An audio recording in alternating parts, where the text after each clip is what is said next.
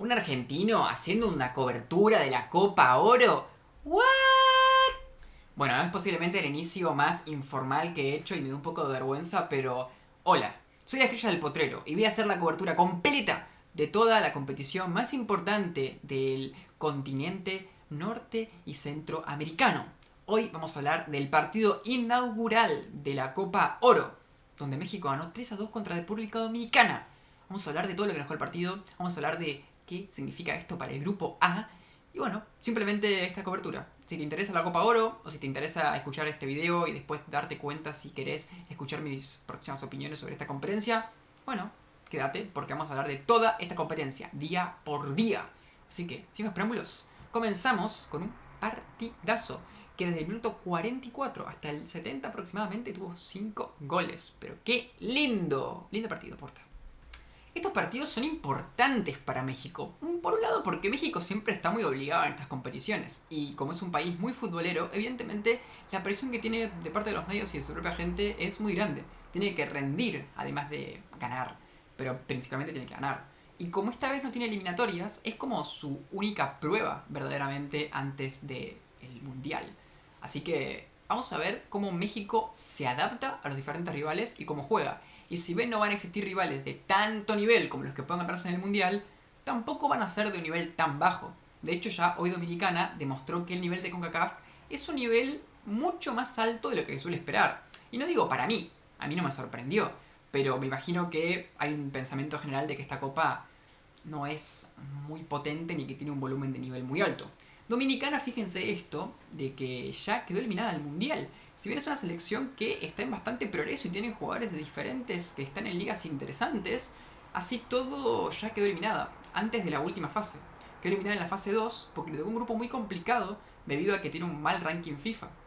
En este sentido, bueno, es algo bastante penoso. Quedó eliminado tanto contra Jamaica como contra Guatemala. Y así todo hizo un partidazo. Da la impresión de que si hubiese jugado tan bien estos partidos como los que jugó después, bueno, hubiese terminado al menos peleando un poquito más la clasificación. Pero bueno, igual perdió y vamos a ver que posiblemente es una selección que esté mucho más adaptada y que tenga más comodidad para jugar partidos contra este tipo de selecciones, contra selecciones más grandes, donde haya más espacios. Porque su desequilibrio y su capacidad de transición parece ser una muy aceitada, muy buena.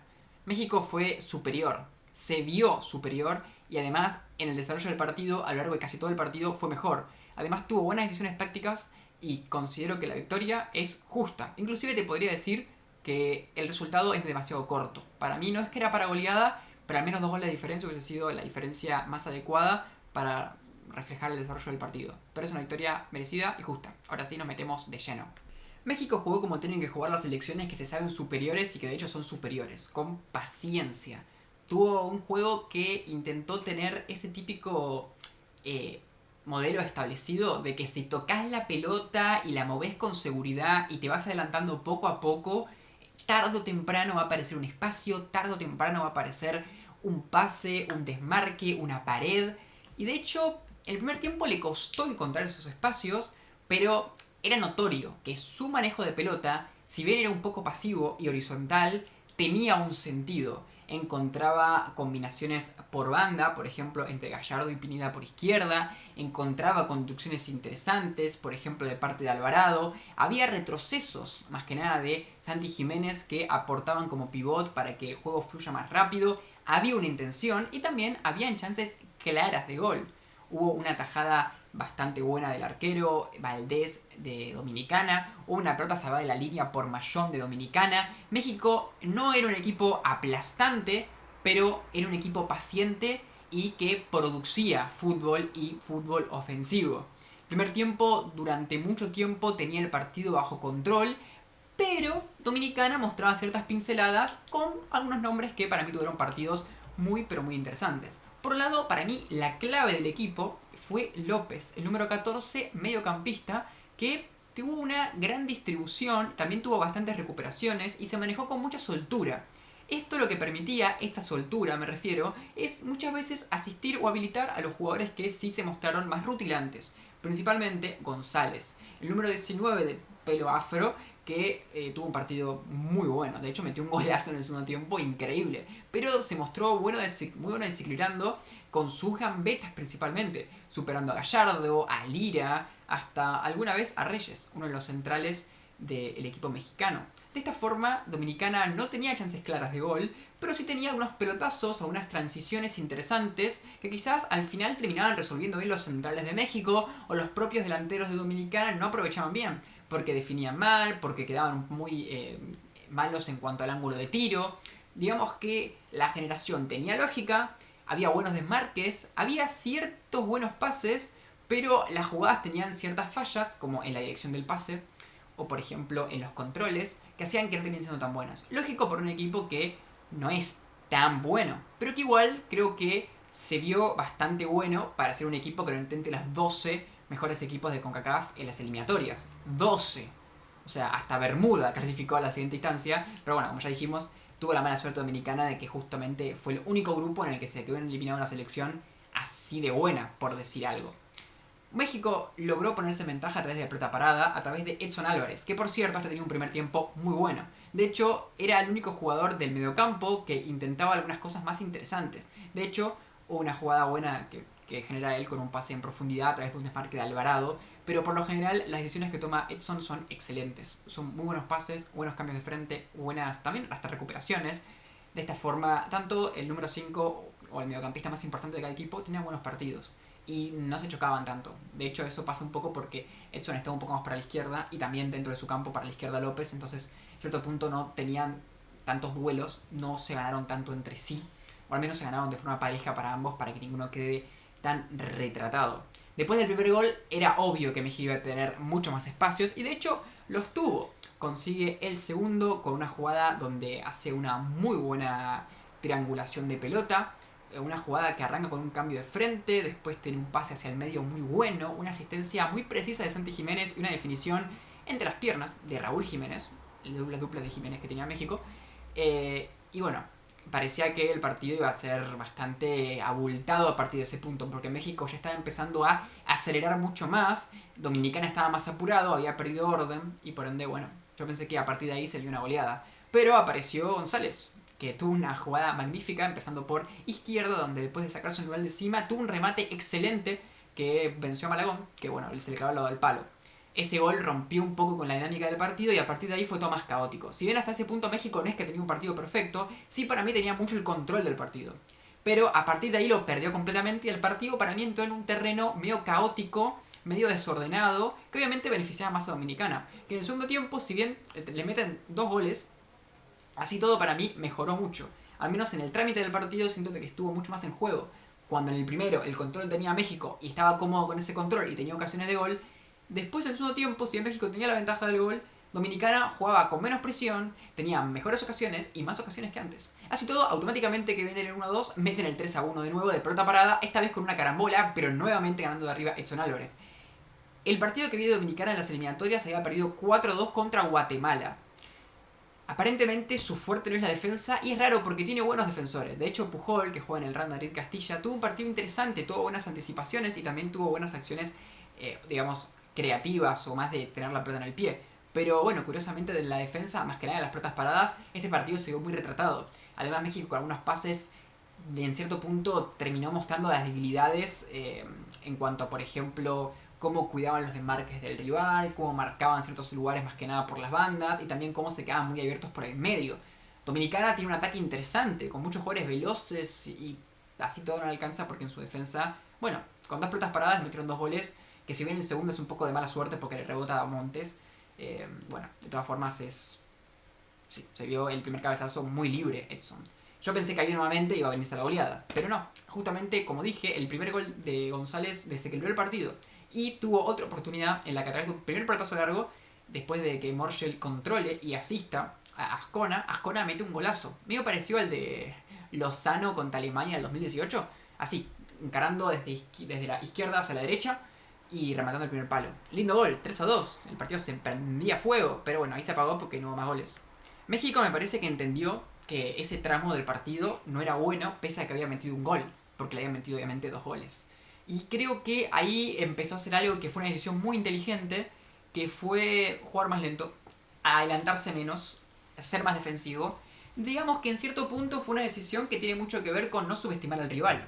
Si tu rival en pocas jugadas demostró que tiene un muy buen talento de desequilibrio, tanto para desequilibrar con el pase primero, como también para desequilibrar con la gambeta después, y tratemos de evitar de que haya duelos uno contra uno. México se replegó un poquito, empezó a tener posesiones más lentas y jugar más en su propio campo. De esta manera Dominicana tenía muchas veces la pelota, pero no podía hacer lo que hacía antes porque tenía que hacer un juego más colectivo como el que hacía México en el primer tiempo. Obviamente no lo pudo hacer muy bien. De hecho, si analizamos ocasiones claras de gol, hubo un remate desde fuera del área muy bueno sobre el final del partido de Lucas, que entró en el segundo tiempo, lateral izquierdo, muy interesante. De hecho, me parecería muy bueno que intente jugar él el próximo partido, que seguramente lo haga, porque Dolenmayer, que es el lateral que jugó este partido, que es el número 5, me parece que es más, obviamente, un central. De hecho, el partido pasado contra Guatemala había jugado de central. De hecho, había jugado de lateral Pujol. Y este partido jugó de central. Así que no sé cuál será su posición natural. Pero bueno, creo que obviamente en los partidos contra Costa Rica y contra Surinam tendría más sentido que él juegue de lateral. Porque lo que hizo en el segundo tiempo fue mucho más de lo que hizo Alemania. Pero justamente por un tema de que perdés en defensa, pero ganas en ataque.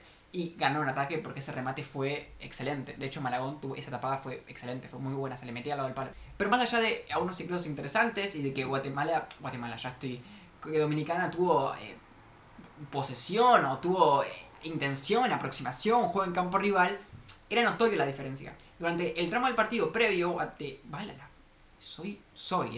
Dominicana tenía cierta sensación de que podía hacer algo, pero ya después no. México recobró el partido a través de esa decisión y me parece que fue excelente.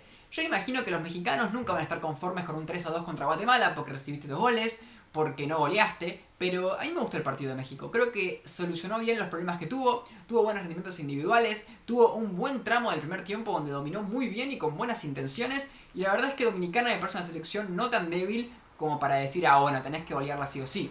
Así todo, bueno, no sé cómo pensará el mexicano, no sé cómo pensará la gente con CONCACAF que está más acostumbrada a ver todos los partidos. Yo la verdad que me enganché mucho con las eliminatorias de CONCACAF que pasan en YouTube y estoy viendo casi todas las selecciones. Como dije, Dominicana vi el partido contra Guatemala, pero no las conozco tanto. Quizás estoy sacando conclusiones demasiado apresuradas. De hecho, esta copa va a ser una copa en la que seguramente aprenda muchísimo de diferentes selecciones. De cara al grupo, obviamente México saca una victoria donde muestra autoridad y donde juega bien. Así todo, obviamente va a clasificarse a México, al menos es algo que sería raro que se quede fuera. Y con respecto a Dominicana, para mí su imagen fue buena. ¿Cuál es el problema de Dominicana? El problema es que hay que ver que en qué partidos se les da a tener tantos espacios como en este. A priori, contra Costa Rica debería pasar algo parecido, que es el rival más fuerte del grupo, además de México. Supongo que Costa Rica va a tener mucho más la pelota y que tendría que tener menos talento global. Si bien tiene al goleador de la Liga Rusa, tiene menos talento global como para manejarla. Así que a priori, si juega tan bien como en este partido en lo ofensivo, contra Costa Rica debería poder hacer un papel aún mejor. Pero viste cómo son las cosas, a veces jugar contra el equipo grande te agranda y hay que ver si Costa Rica corre tantos riesgos como México. Quizás es un equipo más balanceado, que de hecho me imagino que lo va a hacer. En el caso de Surinam va a ser un partido más de dos equipos parecidos y que hay que ver quién toma la iniciativa. También hay que ver cómo están en puntos ambos equipos en ese momento para ver quién está más obligado. Pero creo que perder contra México, que es el rey de la CONCACAF históricamente y hoy al menos el co-rey junto a Estados Unidos, me parece que nunca es una mala derrota. Siempre va a ser lógico perder contra el más grande y los partidos clave son los que vienen ahora. Pero, curiosamente, poco te sirve lo que hiciste hoy, no solamente porque perdiste, sino porque los partidos que vienen posiblemente sean muy diferentes. Lo bueno es que individualmente muchos jugadores se potenciaron y posiblemente han ganado confianza en un partido que se ve, que es inaugural contra un equipo grande. Me imagino que González va a ganar en confianza, que López va a ganar en confianza, que Morgel va a ganar en confianza, que... quiero buscarlo porque me olvidé el nombre. Mañón. Me gustó mucho el partido defensivo de Mañón. Así que son cosas que te sirven para darte cuenta que tenés talento, que tenés nivel y en un partido que la confianza te lo puede subir. Pero más allá de eso, a nivel estratégico hay que ver si puede hacer algo así en otros partidos. Y quizás es posible que esa sea la mejor actuación que veamos de Dominicana en toda la Copa. Hay que ver si pasa de ronda o no. Creo que no lo veo imposible, pero pienso que seguramente clasifique y termina clasificando a Costa Rica. Pero bueno, recién empieza el torneo, ¿no? Tampoco vamos a decir nada. Este partido no lo perjudica en esa pelea. Los partidos importantes para Dominicana van a ser los que tenga contra Costa Rica y contra Surinam. Así que sin más preámbulos nos despedimos. Díganme qué opinan, díganme si les gusta este formato, qué agregarían. No voy a editar estos videos, son one shot porque estos momentos de doble competencia van a ser muy duros a nivel grabaciones. Pero más allá de eso, cualquier recomendación, cualquier cosa que quieren que detalle, si quieren que haga algún esquema, alguna cosa de decir, bueno, esta es la fibra del partido. Yo en cada partido lo analizo de forma diferente dependiendo de lo que considere. Este partido, por ejemplo, no hablé mucho de estadísticas porque me parece que no hacían falta, pero a veces sí, depende. Así que bueno, si te gusta esto, seguime, vamos a seguir todos los partidos. Quizás algunos no los pueda ver, pero los que no pueda ver igual vamos a hablar de ellos, al menos por arriba. Y vamos a hacer un seguimiento día a día de esta competencia que va a estar muy linda y que nos va a dejar una buena idea del nivel de los 3 anfitriones de esta competición y también de los equipos que posiblemente representen de CONCACAF. Además, ¿no? O sea, los demás, el resto que tiene que todavía ganarse el lugar en la competencia más importante, que es el año que viene. Así que contento de que haya arrancado la Copa Oro y contento de leerlos. Nos vemos.